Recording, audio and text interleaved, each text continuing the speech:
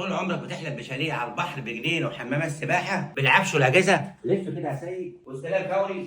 واو يا حاج عبده. 750 والعفش كمان، انا قسطت لك على 4 سنين واستلام فوري. بفرش وكل حاجه كده يا حاج ايوه يا عبده. ابني زي ما هو كده، كل حاجه دي بشنطه هدومك. لو عندك 100 سنه هترجع عندك 50.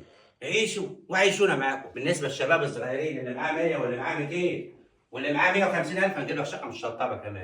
الله يا حاج في جانبي، في وش بحر، لا يبقوا شير عشان يوصل لغير. استثمار في العقارات يا جماعه من عندك شيء. هو ده الكلام يا حاج شاليه زي عبده. ده لما تحب تأجره هتأجر اليوم فيه ب 1000 جنيه، يعني 30,000 جنيه داخلين لك كل اول شهر.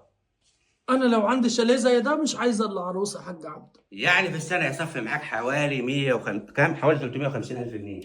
صلى على النبي يا حاج عبده. هيدخل معاك دخل حلو قوي. يلا بينا. يلا بينا يا لا حاج يبقوا شير عبده. عشان نوصل لغير يا جماعه. انا عايز عروسه يا حاج عبده. قاعد هنا في الجنينه تساوي فلوس. اي والله يا حاج عبده. لو عندك 100 سنه هترجع عندك 50. عيشوا وعيشونا معاكم. واللي ما كملش ال50 هيروح فين؟ يرجع 25 يا سيد. يلا بينا عشان الشاليه كبير يا جماعه. خلص يا سيدي وارجع لكم تاني. يلا بينا يا حاج عبده.